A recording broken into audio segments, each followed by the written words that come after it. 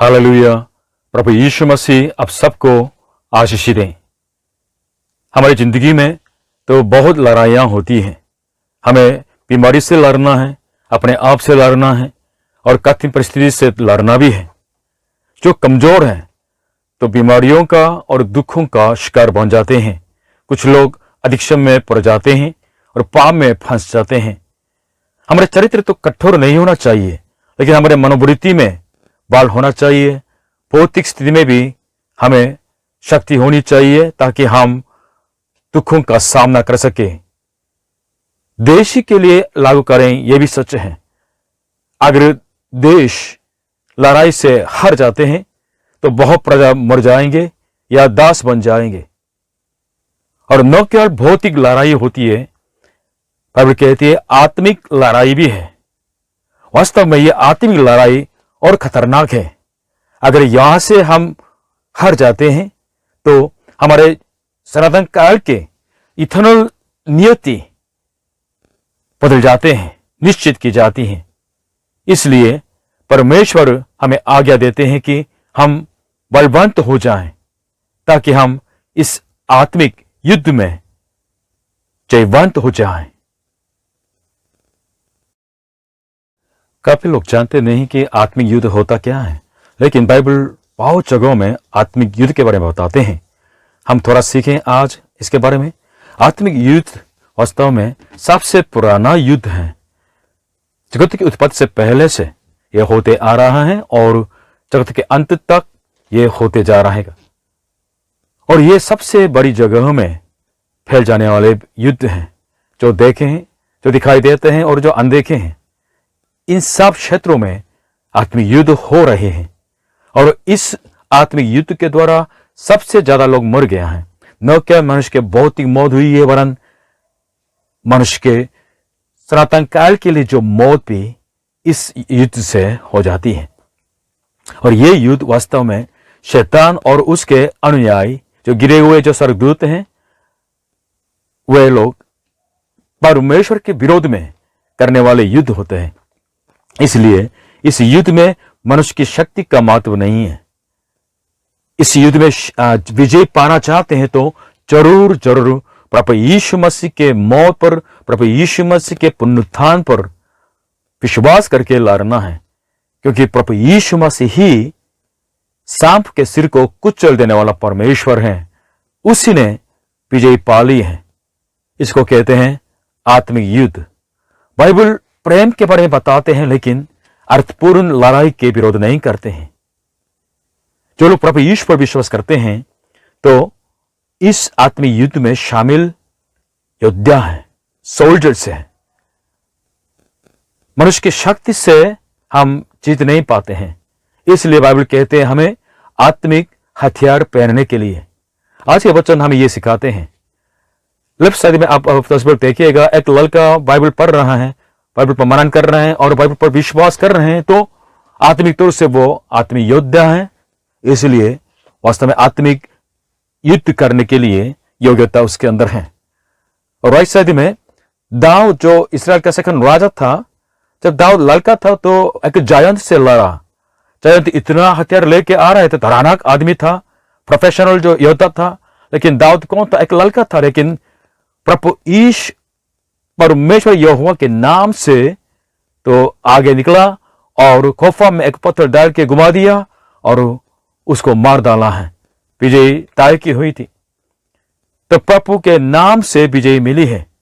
जो प्रभु यीशु पर विश्वास करते हैं उनको विजय मिलती है। इसलिए आज हमें यह आज्ञा है कि यीशु के नाम में, परमेश्वर के नाम में हम विजय पा लें। आज के वचन इफिसियों की किताब 6 अध्याय 10 से लेकर 17 पद। निदान प्रभु में और उसकी शक्ति के प्रभाव में बलवंत बनो। परमेश्वर के सारे हथियार बांध लो कि तुम शैतान की युक्तियों के सामने खड़े रह सको। क्योंकि हमारा यह मल युद्ध लहू और मांस से नहीं, परंतु प्रधानों से और अधिकारियों से और इस संसार के अंधकार के हाकिमों से और उस दुष्टता की आत्मिक सेनाओं से है जो आकाश में हैं। इसलिए परमेश्वर के सारे हथियार बांध लो कि तुम बुरे दिन में सामना कर सको और सब कुछ पूरा करके स्थिर रह सको। सो सत्य से अपनी कमर कसकर और धार्मिकता की झिलम पहनकर और पाँव में मेल के सुसमाचार की तैयारी के जूते पहनकर और उन सब के साथ विश्वास की ढाल लेकर स्थिर रहो, जिससे तुम उस दुष्ट के सब जलते हुए तीरों को बुझा सको और उद्धार का टोप और आत्मा की तलवार जो परमेश्वर का वचन है ले लो। पॉइंट 1, बलवंत बनो। हर देश अपने सेना को स्ट्रांग बनाना चाहता है, इसलिए बहुत पैसा खर्च करता है। और जो लोग पहले से बीमारी से पीड़ित हैं तो कोरोना वायरस का सामना करना बहुत बहुत मुश्किल है उनके लिए। इसलिए दैनिक जीवन में अपने स्वास्थ्य को बिल्कुल बनाना और इम्यून सिस्टम को बढ़ाना, स्ट्रांग बनाना बहुत बहुत महत्व है। हमारे आत्मिक स्वास्थ्य भी इस तरह बहुत बहुत जरूरी है। अगर हम आत्मिक तौर से बलवंत नहीं हो पाएंगे तो हम सचमुच में गिर जाएंगे और शिकार बन जाएंगे। आत्मिक तौर से बलवंत बनने के लिए क्या तरीका है, क्या सिद्धांत होंगे? कम से कम 3 बातें मैं बता सकता हूं। बाइबल के द्वारा परमेश्वर को जाने और प्रभु यीशु मसीह उनके इकलौते को जाने, अपने मुक्तिदाता के रूप में उनको जानना, उन पर विश्वास करना बहुत जरूरी है। दूसरा, बाइबल के द्वारा परमेश्वर का भय मानना सीखना है और उनको खुश करने के लिए जीना है। और तीसरा, प्रभु यीशु मसीह के लहू के सामर्थ्य पर विश्वास करके, प्रभु यीशु के पुनरुत्थान के सामर्थ्य पर विश्वास करके जीना बहुत जरूरी है। प्रभु यीशु के नाम से जीना, प्रार्थना करना बहुत जरूरी है। तो आप प्रभु यीशु के सामर्थ्य को, उनके विजय को अपनाएंगे। हम बलवंत कैसे बने? आज के 10वें पद बताते हैं, प्रभु में यानी प्रभु यीशु मसीह में और उसकी शक्ति के प्रभाव में। पहले यूहन्ना 5 अध्याय 4 से लेकर 5 तक इस तरह लिखा है, क्योंकि जो कुछ परमेश्वर से उत्पन्न हुआ है वह संसार पर जय प्राप्त करता है, और वह विजय जिससे संसार पर जय प्राप्त होती है हमारा विश्वास है। संसार पर जय पाने वाला कौन है? केवल वह जिसका यह विश्वास है कि यीशु परमेश्वर का पुत्र है। प्रभु यीशु मसीह राजाओं का राजा है और प्रभुओं का प्रभु है। प्रभु यीशु मसीह ने सांप के सिर को कुचल डाला है, वास्तव में हमारे मुक्तिदाता है, और मृत्यु से विजय पाली है, शैतान से, संसार से विजय पाली है। इसलिए जो प्रभु यीशु पर विश्वास करते हैं वो भी विजय पाता है। रोमियो 16 अध्याय 20 में इस तरह लिखा है, शांति का परमेश्वर शैतान को तुम्हारे पांव से शीघ्र कुचलवा देगा। हमारे प्रभु यीशु मसीह का अनुग्रह तुम पर होता रहे, आमीन। और उसकी शक्ति के प्रभाव में जब जब हमारे जीवन में दुख आ जाता है, पीड़ा आ जाती है, निराशा आ जाता है, तो हमें यह पूछना है हम किस पर भरोसा रखें, किसकी शक्ति पर भरोसा रखें। बाइबल कहती है मनुष्यों पर नहीं परंतु परमेश्वर पर भरोसा रखना है।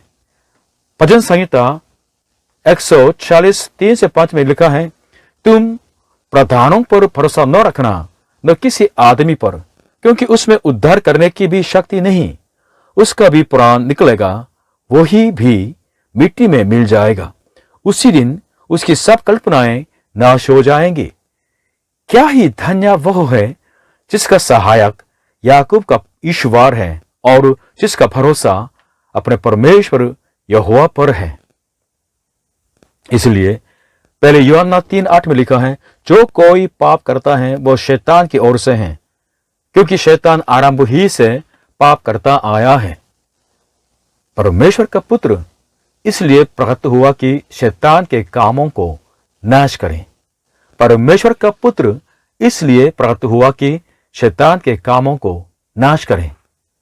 आत्मिक तौर से बलवंत बनना है तो शैतान को कुचल डालने वाला, शैतान के कामों को नाश करने वाला प्रभु यीशु पर विश्वास करें।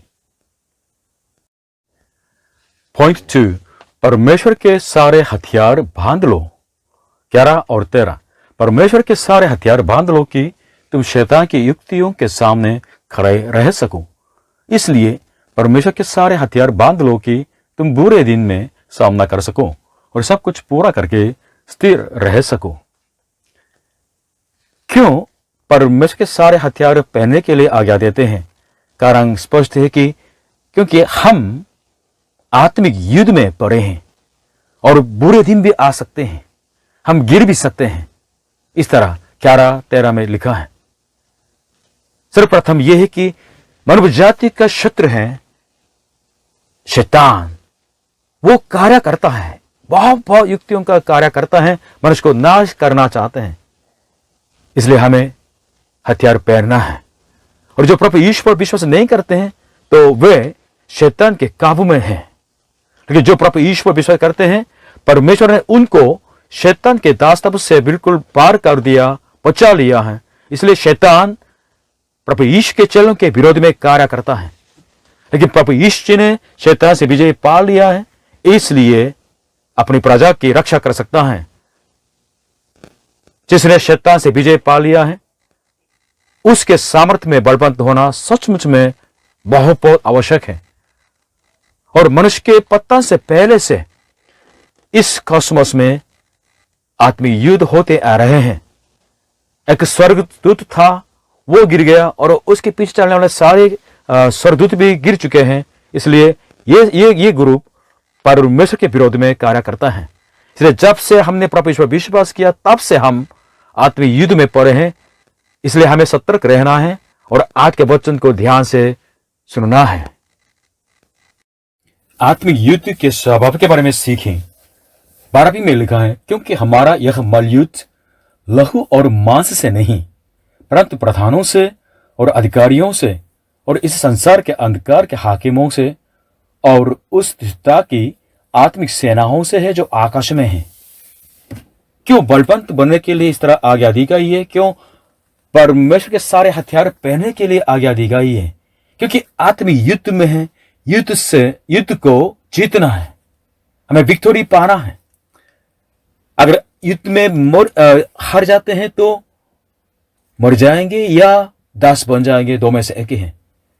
इसलिए 11वीं 13 में इस लिखा है, तुम शैतान की युक्तियों के सामने खड़े रह सको, और 13वीं में तुम बुरे दिन में सामना कर सको और सब कुछ पूरा करके स्थिर रह सको। लेकिन हमें यहां ध्यान देना है, हमारे शत्रु मनुष्य नहीं है। पहली लाइन में क्या लिखा है?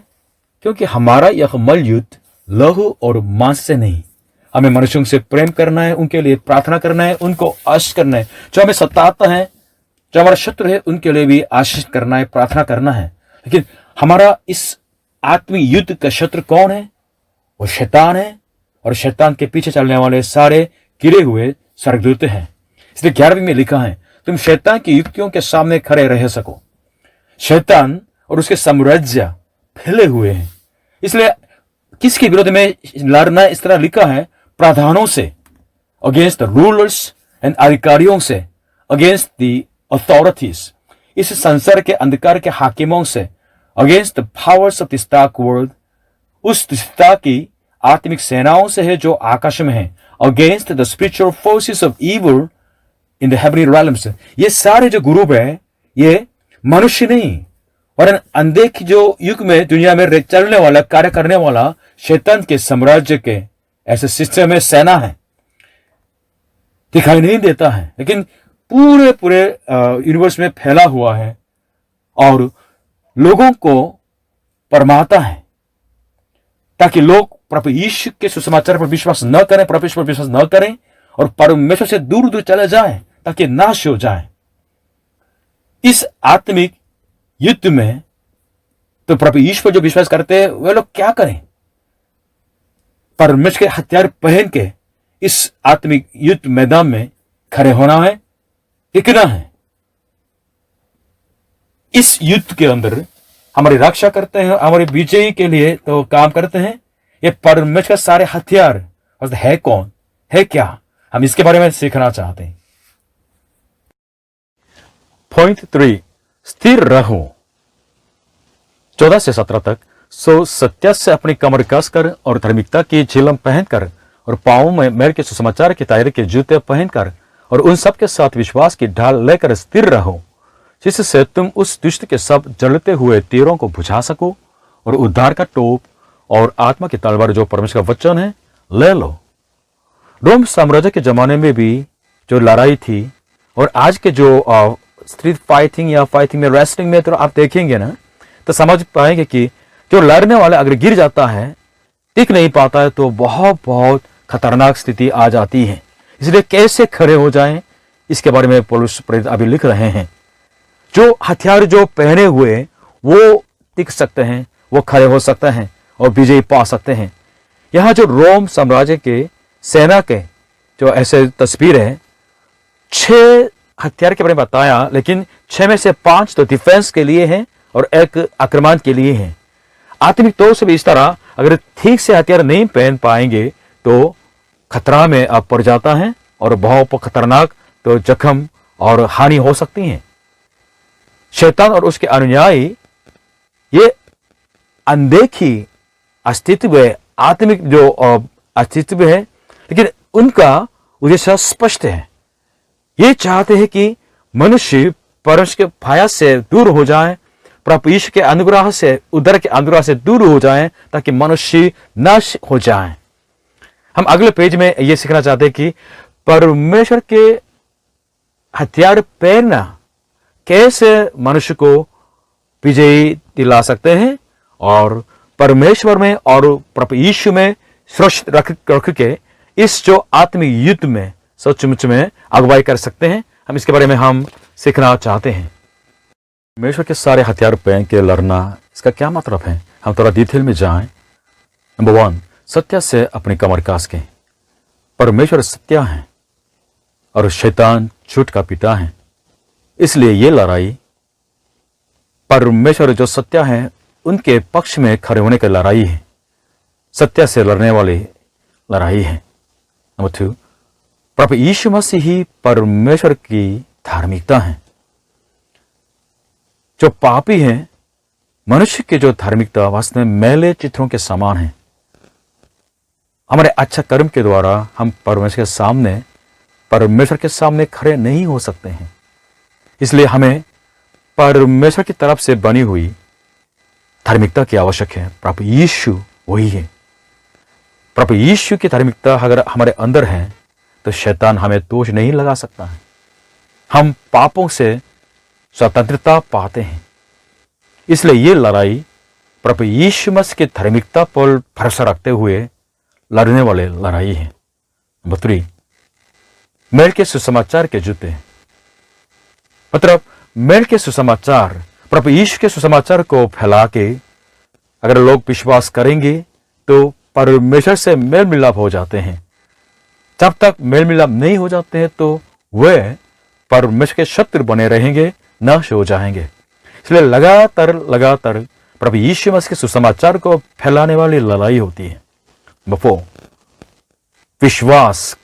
विश्वास की ढाल। विश्वास से अपनी रक्षा करने वाली लड़ाई होती है। अगर हम प्रभु यीशु पर विश्वास करते हैं तो ये शैतान के ज्वालामय तीरों को बुझाते हैं। हमारे विश्वास के सामने शैतान के जो झूठ अंधेरा बन जाता है, हार जाता है। प्रभु यीशु पर जो विश्वास करते हैं वे लोग जयवंत हैं। नंबर 5, उद्धार का तोप, उद्धार का आश्वासन है। जो प्रभु यीशु पर विश्वास करते हैं तो उन्होंने अनंत जीवन को पा लिया है, मृत्यु को पार करके अनंत जीवन में प्रवेश कर चुका है। हालेलुया। अगर मर भी जाएं तो स्वर्ग में जाएंगे। उनके लिए मृत्यु अंत नहीं है, निराशा नहीं है। प्रभु यीशु के लहू हमें सदा के लिए पाप क्षमा देते हैं और इसलिए परमेश्वर हमको स्वीकार करते हैं। यूहन्ना 3:16 इस तरह लिखा है कि क्योंकि परमेश्वर ने जगत से ऐसा प्रेम रखा कि उसने अपना इकलौता पुत्र दे दिया कि जो कोई प्रभु यीशु पर विश्वास करे वह नाश न हो परंतु अनंत जीवन पाए। अगर आप प्रभु यीशु में हैं, आपने अनंत जीवन को पा लिया है। हालेलुया। नंबर 6, ये आक्रमण का हथियार है। परमेश्वर का वचन आत्मा की तलवार कहलाता है। शैतान और उसके अनुयायी किससे नहीं डरते हैं, लेकिन परमेश्वर के वचन से डरते हैं। अगर हम प्रभु यीशु पर विश्वास करके परमेश्वर के वचन पर, बाइबल पर दिन रात मनन करते हैं और बाइबल के आज्ञाओं का पालन करते हैं, तो हम धन्य हैं। सचमुच में परमेश्वर के वचन हमारे लिए अंधकार में प्रकाश जैसे बन जाते हैं। परमेश्वर के वचन हमारे लिए जीवन है। जहां जहां वचन फैल जाता है, वहां वहां मृत्यु की शक्तियां दूर चली जाती हैं। जब प्रभु यीशु ने 40 दिन और रात उपवास किया था, तो शैतान सामने आया, 3 बार गंभीरता से उनकी परीक्षा की, लेकिन तब प्रभु यीशु जी ने परमेश्वर के वचन के द्वारा शैतान को हरा दिया है। हालेलुया। इसलिए सत्य से कमर कसना, धार्मिकता की जिल्लम पहनना, मेल के सुसमाचार के जूते पहनना, विश्वास की ढाल और उद्धार का तोप और आत्मा की तलवार यानी परमेश्वर के वचन को लेके जीवन जीना वास्तव में जीवंत जीवन का गुप्त बात है। युद्ध को जीत लो। हमने आज युद्ध को जीतने के लिए तरीका सीखा है। प्रभु में और उनकी शक्ति में बलवंत बनना है और परमेश्वर के सारे हथियार को पहनना है और स्थिर रहना है। स्वर्ग कौन जाते हैं? वे लोग ही जाते हैं जो जयवंत हैं, जो शैतान से, पाप से, मृत्यु से और संसार से जय प्राप्त करते हैं। वे लोग ही जाते हैं। तो ये पूछना है कि कौन हमको इस आत्मिक युद्ध में विजय लाता है? परमेश्वर ही है। वो परमेश्वर जिसको प्रभु यीशु जी ने प्राप्त किया है। प्रभु यीशु के लहू से, प्रभु ईश्वर विश्वास करके हम पाप क्षमा पाएं और परमेश्वर से मेल मिलाप हो जाएं और परमेश्वर के संतान बन जाएं और परमेश्वर के सेना बन जाएं। उन सेनाओं के लिए आज के वचन है, परमेश्वर के सारे हथियार पहन लो और इस पूरे दिन में खड़े हो जाओ, सामना करो और परमेश्वर के उद्धार पालो। परमेश्वर आपके लिए लड़ते हैं, आपको अपनी महिमा में बुलाते हैं, अपने आनंद में, अपने अनंत जीवन के राज्य में आपको बुलाते हैं। हम आत्मिक युद्ध के मैदान में हैं। इसलिए आज के वचन लास्ट में सुने। दूसरा इतिहास 20 अध्याय 15 में लिखा है, यहोवा तुमसे यूं कहता है, तुम इस बड़ी भीड़ से मत डरो और तुम्हारा मन कच्चा न हो, क्योंकि युद्ध तुम्हारा नहीं परमेश्वर का है। आमीन।